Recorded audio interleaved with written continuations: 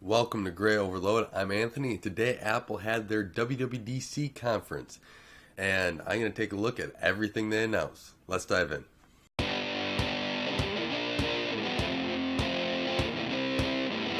Apple announced a lot of stuff in the 2.5 hours on the conference here in their initial keynote, so I'm going to try to go through it as fast as possible. I'm going to start out with the hardware part of it as well. That's the most intriguing part to me right now. Their developer stuff, they didn't really hit on it. They just hit on more of the new software stuff. But the hardware is, I think, the really interesting part, because that's what, as software developers, we run off of. And we want to know how well the hardware is so we know how much we can push it.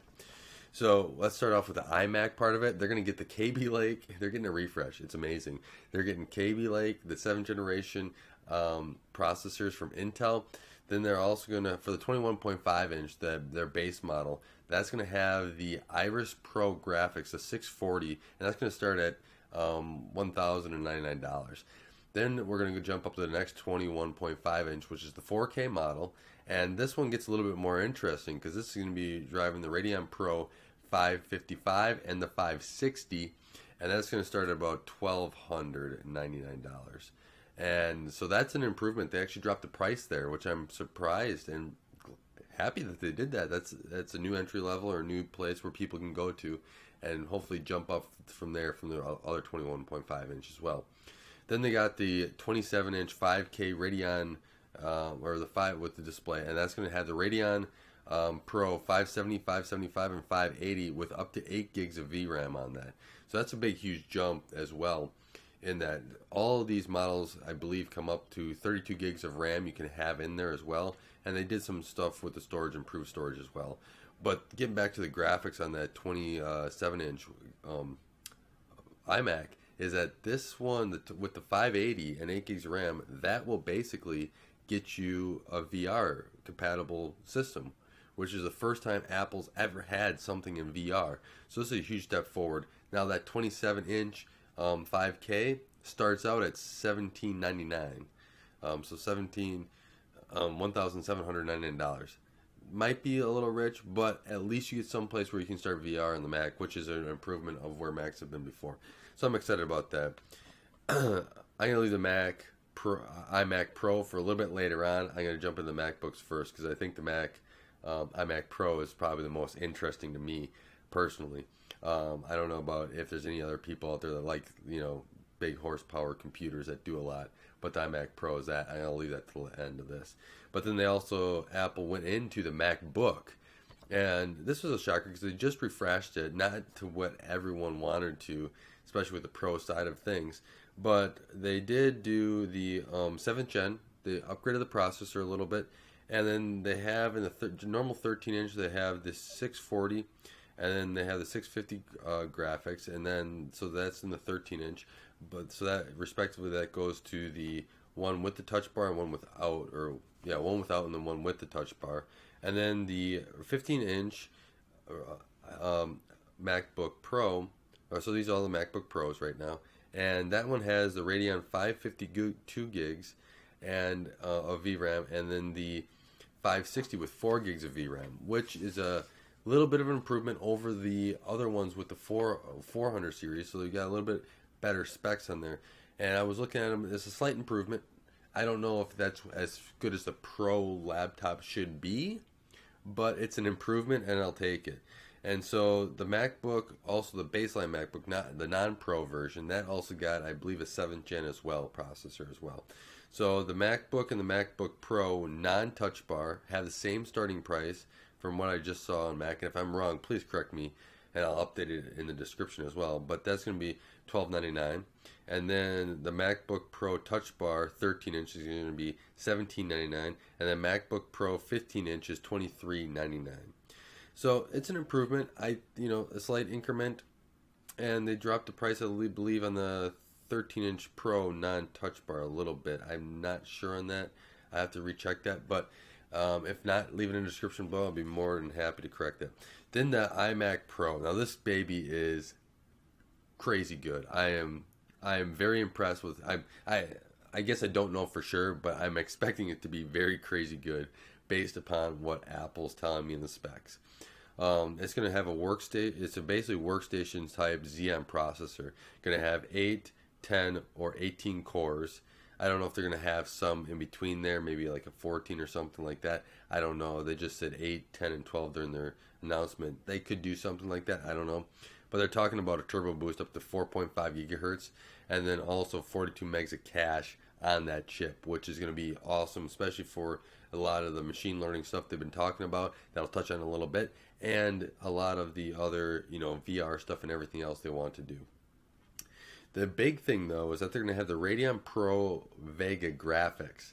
And this is huge because, as you know, I've done a video on Vega and what I'm expecting, and I'm still expecting stuff. I haven't seen anything really come out of it besides their Pro Radeon Frontier Edition. So we'll see where that's going. But they're saying that this is going to have 11 teraflops single precision, 22 teraflops on half precision, and it's going to come in 8 or 16 gigs of high bandwidth memory, so HBM2 will be on there, and they said 400 gigabits per second memory bandwidth.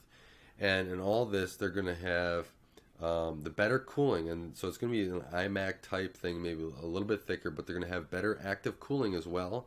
They're going to have up to a 4 terabyte SSD at 3 bytes per second, and then it's going to be 128 gigabytes of a 2066 megahertz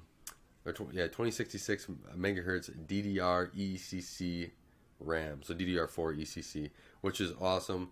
Then they're also doing Thunderbolt, 3 Thunderbolt USB-C ports, up to 44 million pixels. They're saying it can drive 10 gigabit Ethernet, which is awesome, and that's going to be support the NBASE-T industry standard spec.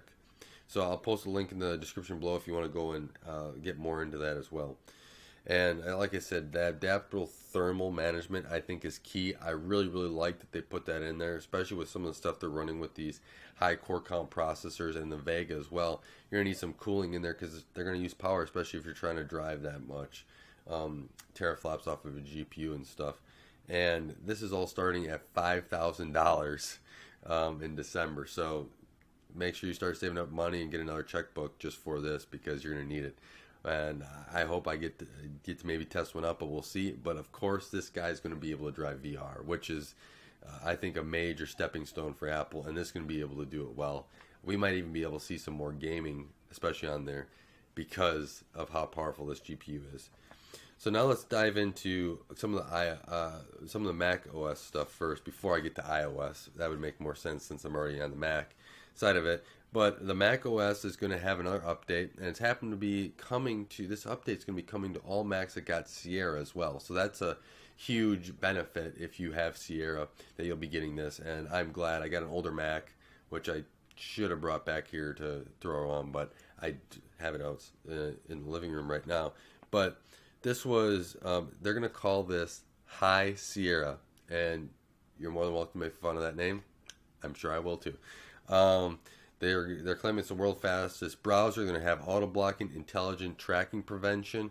So the intelligent tracking prevention is something that I'm taking into account, and I kind of like, is that they're going to not allow the browser to basically cross-transfer stuff in between web pages, so they know more stuff. All the pages will appear the same. They just won't have all this personalized advertising to it. Is my understanding of it. If I get that wrong, please correct me as well. The new Mail is going to be using Spotlight, and it's going to have 35% less disk space where your mail is held, and they're improving photos as well, just a little touch and stuff.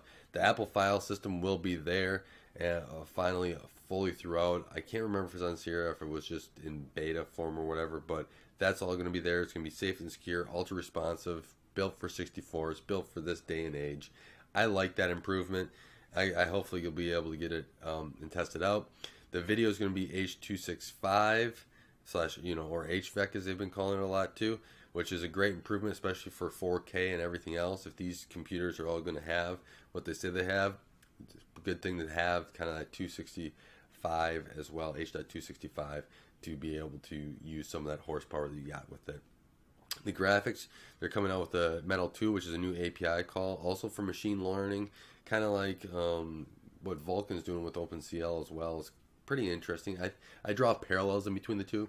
I think that there's a good parallel line between the two right now, and even some of the DirectX 12 stuff, which is good that Metal's doing that, and it's going to support external GPUs, which is a huge step forward. Windows has already been doing that, and that's a benefit to be able to drive maybe a little bit lighter laptop, and then you get home and you go to a big graphics card that you can start doing some great work on, especially if you're, in video rendering or wanted to play some VR stuff as well. And this will also be playing VR, and Steam VR is coming to this as well, which is a huge backing and a partnership as well. I'm very, very happy to see that. So I'm going to jump in now to the iOS stuff. I think that's the next big thing. iOS is probably bigger than the Mac, but to me, I like the Mac. I have my iPhone over here too as well, but I like the Mac because it kind of was, kind of like the lost part the last couple years, and it needed some help, so I'm glad it got it. But iOS 11, they got a lot of stuff coming. Messaging, app drawer stuff, Apple Pay improvements, Siri translation, some stuff that's been on Google. They're really trying to make it on par with all these other, Google and maybe some even the Microsoft technologies they have, and just make everything flow really nicely. They got Siri Kit more. They got in the camera, they got HVAC. They have photos with the new format they're going to use is HEIF. I can't remember how they pronounce that, but another new format. It'll be interesting to see how that takes off, especially how everything's implemented overall. The photo app improvement control center is improved. As you see, you'll be able to see it here. And leave your comments on that. I'm still getting used to it. I kind of like the one that they had now, how it flows. This one kind of looks at some old Windows control panels to me a little bit. Maps are going to have like mall detail plans, airport detailed plans. I think that's an improvement as well, especially for the iMac, or for the OS to get there. They're also improving Do Not Disturb when you're driving, and so people that don't like to use their phones and stuff have a better opportunity to make sure that they don't get disturbed while they're driving. I think this is a nice improvement for them as well, and a couple of nice things that they're doing to be able to be driving. HomeKit improvements, AirPlay 2 for multi-room audio, Music Kit, Apple Store improvements, Metal 2 again is going to come to the iOS, video improvements, which H265, machine learning, and AR Kit. So they got a lot of stuff that they're putting in the OS, and it sounds like that they're going to have a nice, ability to go through and have everything, move nicely. So let's get to the iPad, because that's the next extension of the iOS as well, right? And the iPad Pro is being modified for the 9.7 inch. That's going to a 10.5. So that's going to be an interesting improvement and an exciting one, I think. I like it. The big 12.9 is going to stay the same, and I think that's reasonable as well. And then they're increasing it to ProMotion display and performance.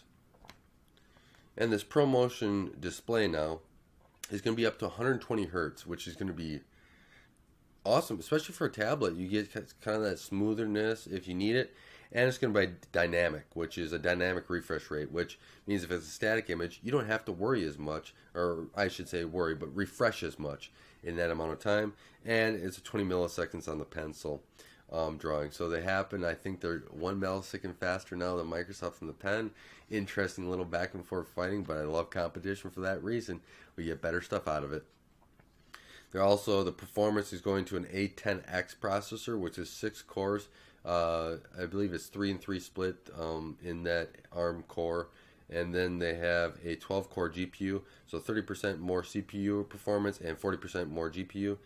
iOS actually has some iPad-only stuff, and I think these are quite interesting now, especially if I'm making the parallels to a macOS and stuff, because it starts looking like you got drag and drop, you got the new app switcher, right? You have a new dock, where you can swipe up, and now you have a full dock of items as you go on the iPad Pro. You have files. I don't know why it wasn't called Finder or something like that to parallel the Mac, but it looks a lot like it has a lot of stuff in there like Finder. And then you have this markup with PDFs and everything else, and markup goes along. If you use Windows 10, it's kind of like the markup in Edge if you ever use that, but you can do I think a little bit more with this markup. I have to re-go through it. and screenshot editing in the UI, where you take a screenshot, it comes down into a tray and everything else. They put a lot of work into this to make it. I think it's another step to overtake some of the Mac sales again, or make the iPad the Mac. Let me know what you think about that. It was very interesting to see. Another very, very interesting product was announced, and this one might have been something to go through and talk about right away, but I want to get into the Macs. Is Homepod. This is going to be kind of the competitor to the Echo, to Google Home, to Cortana if we ever see the light of day. And HomePod is going to have, it has 7 tweeters, 7 inches tall, so they're saying it's got good sound with all the tweeters in it. It's also got a 4-inch subwoofer. It's using an A8 chip, which is the same ARM chip that was in, I believe, the iPad or an iPhone before. And it's got 6 microphones, and it lights up when you say, "Hey Siri." And it also hooks into HomeKit. What's really cool about this is that they claim that until you say, "Hey Siri," it will never listen to you. Also, they also claim that when you say, "Hey Siri," and it starts recording, it's going to send the data anonymously to Apple and back and be encrypted. Very interesting to see how that goes going forward, especially if people are concerned about privacy. The interesting part about this is going to cost $350. So if you want 2 for a room or throughout your house, it's going to cost you a pretty penny to do that. But if you're invested into the Apple ecosystem, this would be another good step for that. Also, I'm going to touch on 2 more things before we close up this video. I know it's running long, but there's a lot of stuff here, and I'm getting through it very, very fast. And we got the tvOS, which is Amazon Prime Video is coming, which is good job Apple for doing it. Now just get a 4K version of Apple TV, and it might be something I want to take a look at and use. Until then, you know, once my 4K TV comes again, that'll be a thing that I'll be able to use on the 4K TV. But Apple watchOS 4 was also announced, and this is going to be powered by Siri, and there's going to be a face that's powered by Siri, I should say. And so this is Siri Faces, kind of like all your Google, you know, home page. I don't know if you guys use Cortana as well on the desktop. You get some of that stuff there, which is nice. I like it. And then there's going to be other faces as well, as you see here. I believe there's a kaleidoscope and a Toy Story face. And then activity and challenges are improvement. They've improved there, and they also added some new workouts, new UIs, high intensity workout, and 2-way communication with gym equipment. So if you've got gym equipment that it says is going to support the Apple Watch and interface, then you can have that 2-way communication. Will actually help get more data into your watch for your workouts and what you're doing. So I want to thank you for stopping by and watching this video. I know it was a little bit long here. I know I ran a little bit long, but I appreciate you guys taking a look, supporting this channel, and helping it grow. So thanks again for watching and stopping by. Thanks for watching Gray Overload. If you like this content, be sure to subscribe, and don't forget to follow me on Twitter at Gray Overload.